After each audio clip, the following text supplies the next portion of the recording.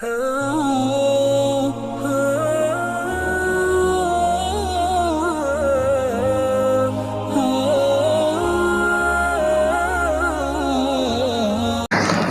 علیکم ورحمۃ اللہ وبرکاتہ۔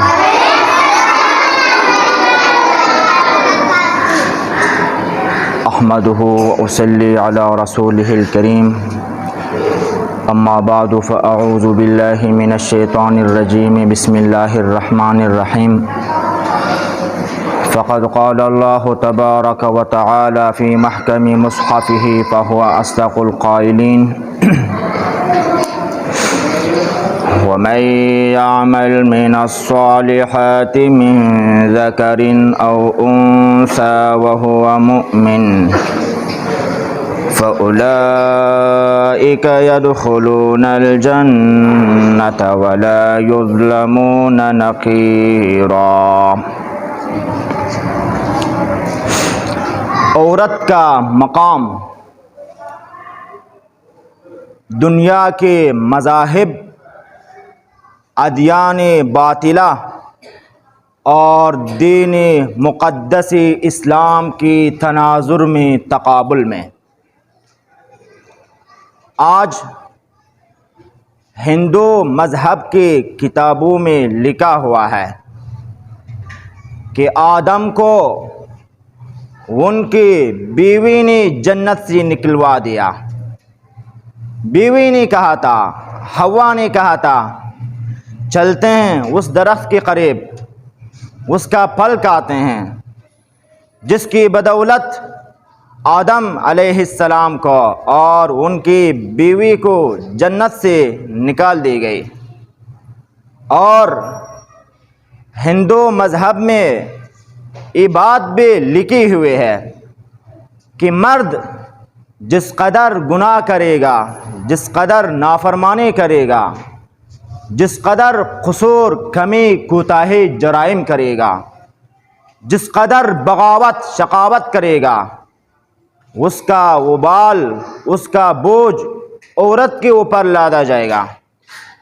اور بائبل عیسائیت میں یہ بات لکھی ہے کہ عورت مشقت اٹھانے کے لیے، تکلیف اٹھانے کے لیے، پریشانی دیکھنے کے لیے، مشکلات دیکھنے کے لیے پیدا ہوئی ہے۔ جب مخصوص کیفیت میں، یعنی ڈلیوری کے موقع پر انجیکشن لگائی جاتی ہے تاکہ بچہ کی پیدائش میں سہولت ہو، آسانی ہو، عورت کو زیادہ مشکل پیش نہ آئے، زیادہ سختی پیش نہ آئے۔ عیسائیت میں یہ بات لکھی ہے، یہ انجیکشن لگائے نہ جائے۔ کیوں؟ اس لیے کہ اس سے عورت کو سکون ملتا ہے۔ عورت کو سکون ملنا نہیں چاہیے۔ عورت تو پیدا ہوئی تکلیف اٹھانے کے لیے ہے۔ سن کرنے کے بجائے، بے ہوش کرنے کے بجائے، حالت ہوش میں اس کا پیٹ کاٹ دیا جائے اور حالت ہوش میں بچہ کو نکالا جائے، اس قدر ذلیل کیا گیا ہے۔ اور یورپ والے تو یہ بات برملا طور پہ کرتے ہیں، کہتے ہیں کوئی بھی کام کرو زندگی میں، مردوں سے کہا جا رہا ہے، کوئی بھی کام کرو عورت سے مشورہ ضرور کرو، عورت سے مشورہ ضرور طلب کرو، لیکن جو مشورہ عورت دے، جو بات عورت کرے، وہ بات کبھی نہ مانو، اس کے خلاف کام کرو۔ یعنی کسی بھی صورت میں، کسی بھی حالت میں، کسی بھی مسئلے میں، معاملے میں عورت کی بات نہ مانو، کوئی ترجیح نہ دو، کوئی حیثیت نہ دو۔ یہ عزت، یہ ذلت عورت کے لیے دنیا کے مذاہب میں اور دین مقدس اسلام کے اندر عورت کا مقام دیکھ لیجئے۔ سورۃ الاعراف کے اندر اللہ رب العزت کا ارشاد گرامی ہے، آدم علیہ السلام نے یہ دعا کی، ربنا ظلمنا انفسنا وَإِن لَّمْ تَغْفِرْ لَنَا وَتَرْحَمْنَا لَنَكُونَنَّ مِنَ الْخَاسِرِينَ۔ اے اللہ، غلطی ہم سے ہوئے، معاف آپ کر دیجئے، گناہ ہم کرتے ہیں، بخشش آپ کیجئے۔ यानी आदम अलैहिस्सलाम ने ये नहीं कहा ये गलती मेरी बीवी से हुई, बल्कि अपने आप को भी शामिल कर दिया। कहा हमने अपने नफ्सों पर जुल्म किया, हमसे लग़्ज़िश हुए। ऐ अल्लाह, अगर आपने हम पर रहम करम न किया और आपने हमें माफ़ न किया, हम ज़रूर खसारा उठाने वालों में से हो जाएंगे। आदम अलैहिस्सलाम ने सिर्फ बीवी के ऊपर, औरत के ऊपर ये बात नहीं लाए कि जन्नत से मुझे इस बीवी ने निकलवा दिया, बल्कि अपने आप को औरत के साथ शामिल करके कहा हम दोनों से ये गलती लग़्ज़िश हुए। और दीन मुक़द्दस इस्लाम वो अज़ीम शान निज़ाम है कि अल्लाह ने औरत को इस कदर मकाम से नवाजा है।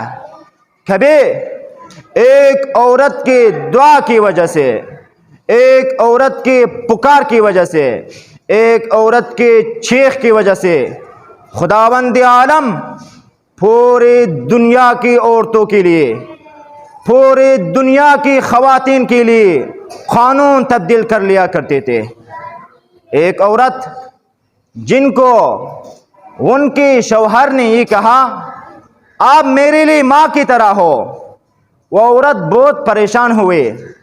सहाबा किराम से फतवा पूछा, सहाबा किराम ने जवाब दिया अगर आपके शौहर ने ये बात कहा हो आप अपने शौहर के लिए हराम।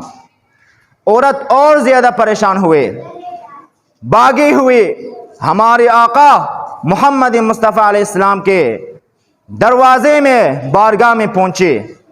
मोहम्मद मुस्तफ़ा अलैहिस्सलाम हुजरे सिद्दीक़ा के अंदर तशरीफ़ फरमाते। उस खातून ने दरवाज़े पर दस्तक दी, आका बाहर तशरीफ़ लाइए। आका कायनात अलैहिस्सलाम बाहर तशरीफ़ लाते हैं, पूछते हैं क्या बात है। उस खातून ने कहा मुझको मेरे शौहर ने माँ कह दिया है, मेरे लिए क्या हुक्म है। नबी पाक अलैहिस्सलाम ने फरमाया अगर शौहर ने माँ कह दिया हो फिर आप अपने शौहर के लिए हराम, उससे ज़िंदगी नहीं कर सकती, अब जुदाई हो सकती है। औरत बहुत परेशान हुए, कहा आका मेरा ना बाप जिंदा है ना माँ जिंदा है, ना कोई भाई है ना कोई बहन है, मैं जाऊं तो कहाँ जाऊं। आका कायनात अलैहिस्सलाम ने फरमाया यह आपके शौहर का कसूर है, मुझसे कोई शिकवा शिकायत न करें। उस खातून ने कहा मेरे छोटे छोटे बच्चे हैं, उनकी निगहबानी के लिए, उनकी निगरानी के लिए कोई बंदा नहीं है, उनका क्या बनेगा। नबी पाक अलैहिस्सलाम ने फरमाया अब आपके लिए कोई रास्ता मौजूद नहीं है। उस खातून ने बार बार इसरार किया कोई रास्ता निकालिए। नबी पाक अलैहिस्सलाम ने बार बार इनकार किया, कोई रास्ता मौजूद नहीं है। उस खातून के दिल पर चोट लगे और आकाए कायनात अलैहिस्सलाम आखिर तंग आकर दरवाज़ा बंद कर दिया, अंदर तशरीफ़ ले गए। उस खातून ने कहा अभी तो आखिरी दरवाज़ा भी बंद हो गए और खुदावंद आलम ने इस सूरत का नाम जिसका जिक्र 28वां पारा सूरह मुजादला, सूरत का नाम है औरत का झगड़ा, रख दिया है। खातून बार बार झगड़ा कर रहे हैं, कोई रास्ता निकालिए। नबी पाक अलैहिस्सलाम ने आखिरी जवाब दिया कोई रास्ता नहीं है। वो खातून मस्जिद नबवी के गेट के सामने खड़े थे, कहा अब तो आखिरी दरवाज़ा भी बंद हो गए, मैं जाऊंगी तो कहाँ जाऊंगी। कुछ देर बाद दिल में ख्याल आया दुनिया के सारे दरवाजे बंद हो गए लेकिन दुनिया के मालिक का दरवाज़ा तो बंद नहीं हुए। मस्जिद नबवी के अंदर दाखिल हो जाती है, कुआं से पानी निकाल के वज़ू बनाती है। मस्जिद नबवी के अंदर 2 रकत नफल नमाज पढ़ के अल्लाह के बारगाह में सजदरीज हो जाते हैं, झुक जाते हैं और ये कहते हैं अल्लाह जब तक आप मेरा मसला हल नहीं करोगे मैं उस वक़्त तक आपके बारगाह से नहीं जाऊंगी। ये खातून सजदे से उठी नहीं थे। खुदावंद आलम ने इस एक खातून की पुकार की वजह से اس ایک خاتون کی دعا کی وجہ سے، اس ایک خاتون کی فریاد کی وجہ سے، اس ایک خاتون کے آنسو بہانے کے رونے کی وجہ سے پوری دنیا کے مسلمان خواتین کے لیے قانون کو تبدیل کر دیا۔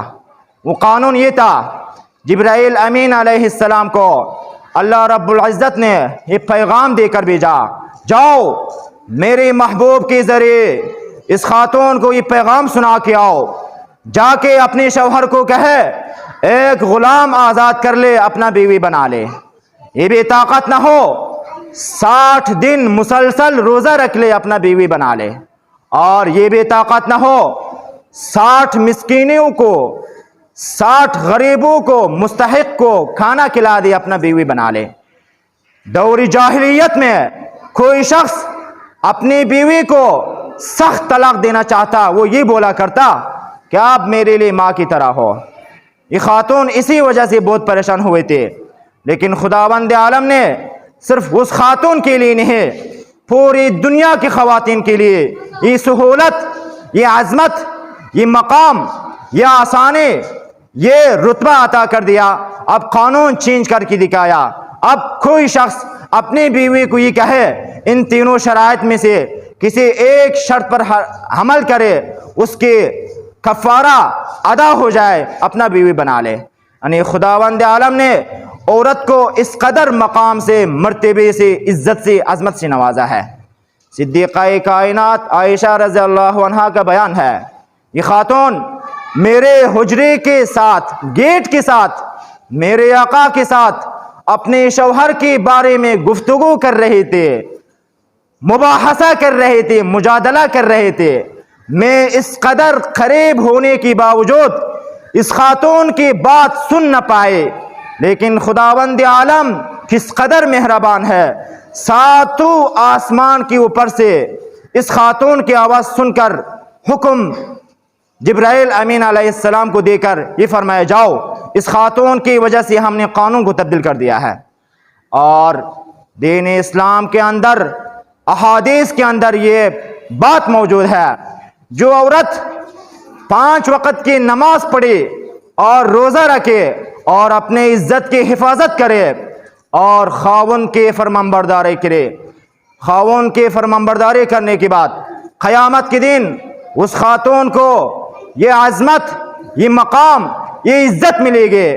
اس خاتون سے کہا جائے گا جنت کے کسی بھی دروازے سے جانا چاہتے ہو چلی جاؤ، آپ کو اختیار حاصل ہے۔ اور دین اسلام نے تمام خواتین کے مقام کو، مرتبے کو زمین سے آسمان تک پہنچانے کے لیے یہ حکم صادر کر دیا، ان الجنت تحت اقدام الامہات۔ خداوند عالم نے عورت کے قدم کے نیچے جنت جیسی عظیم الشان رکھ کر دکھایا ہے۔ اللہ رب العزت سے دعا ہے، اللہ رب العزت تمام مسلمان خواتین کو دین اسلام کے مطابق زندگی گزارنے کے اور دین اسلام کی طرف باقی خواتین کو دعوت دینے کے اور دین اسلام پر ہم سب کو عمل کرنے کی توفیق عطا فرمائے۔ آمین۔ السلام علیکم ورحمۃ اللہ وبرکاتہ۔